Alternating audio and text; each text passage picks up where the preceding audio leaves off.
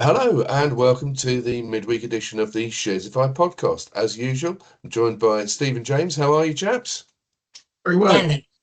And as usual, it seems we're talking SpaceX, which has gone from 135 at issue to $201 as of Tuesday night. That's a 49% gain. It did hit $225 intraday, which was more like a sort of 59-60% gain, but super active. Tell us all about it, Steve. Well, I mean, it just tells you how much pent up interest there was in this IPO. And clearly, while there is a big retail investor market, something like 30% of the stock went to retail investors around the world.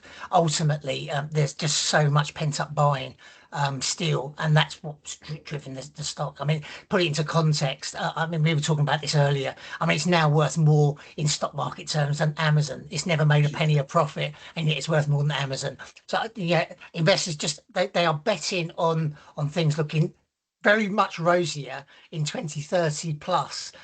It's going to be a pretty bumpy next 4 years, I suspect. But at the moment, the stock only goes in one direction. So I celebrate all those people who piled in at 135. Now you've got decisions to make about whether or not you really want to stick with the stock for the longer term, or whether you want to take a short-term profit. Everyone has to make their own decision about that. Yeah, absolutely. It's all about your level of at what level of risk you're happy with. What I noticed and what I thought was a bit strange was I genuinely expected all space stocks to be going up at the same time as the IPO. What it's done though, it sort of sucked the air out of the rest of the space sector. So there's a Van Eck Space Innovators ETF. The ticker is JEDG.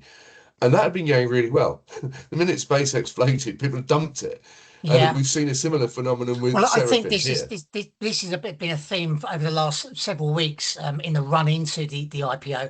Is that I think we've seen weakness across the wider tech space, not just the space subsector, not just the AI subsector, but across the wider tech environment, where people I think have been crystallizing profits in order to raise capital to put into the SpaceX IPO. So whether or not that eases up over time, we will wait and see. It'll be certainly very interesting to look at. For example, next week we've got the rebalance of the Nasdaq 100, and you've got Rocket Lab will be joining the Nasdaq 100. So it's in a pretty similar space. It manufactures satellites. It's developing its own launch capacity. We'll see whether or not that starts getting a bit of a warmer reception. But anyway, lots of interesting dynamics going on. Things like Zscaler, the cybersecurity company, being kicked out of the Nasdaq 100. So you're really seeing this massive weight of AI infrastructure is just so popular at the moment, and that is obviously going to condense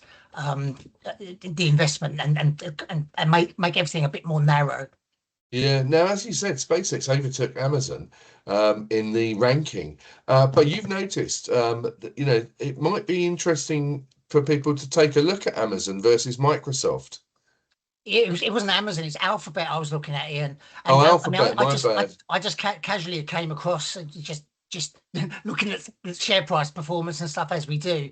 That Microsoft is down about 17% year to date. Amazon is up, not Amazon, sorry, but Alphabet is up about 17% year to date. That's my So I fault. just wondered whether or not I've written a piece about it. Wondered whether or not this was a sign that there should be people taking profits from their Alphabet holdings and perhaps funnel it into Microsoft. So I've looked at that analysis and looked at the pros and the cons and come to conclusions which people can come to our website and have a look at. Brilliant, brilliant. So, James, switching to the UK, we've had some pretty good numbers out of consumer companies, haven't we, this week? Yeah, we have indeed surprisingly resilient. So we've had a couple of them as self-help stories rather than sort of a tailwind from the consumer, I suspect. So PZ Right. Cussons, yet another upgrade. I think that's about 4 for the full year to date, actually. So self-help's working. There's a currency headwind from the Naira has abated. IG Design, which is greetings cards, gift wrap, Christmas crackers, reinstated the dividend with that's turnarounds gaining some traction. And then also Oh, today we've had nice. AO World has announced a 20 million cash return, 10 million through a special divvy and 10 million through a further buyback. But I think the stock was down today because they're there wasn't, another upgrade for FY27, which they've kind of treated investors to in recent months.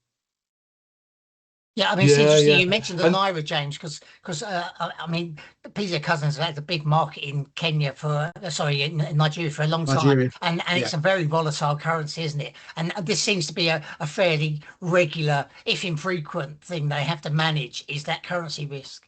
Yeah, absolutely. I think it's a big reason why the share price looks a bit grim on a 10-year view. They've always got those currency hits from time to time on profits, but that with that stabilizing a bit, there could be a brighter picture ahead.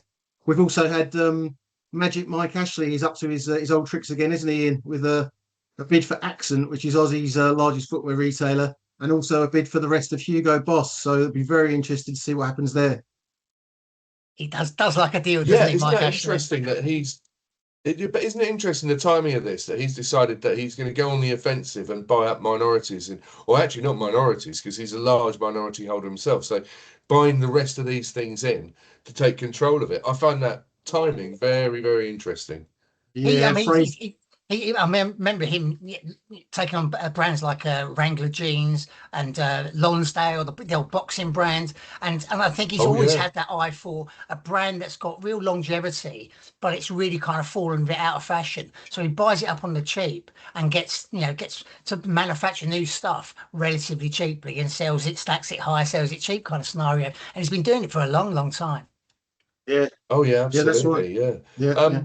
And James, we've still got to come a few more consumer names, haven't we?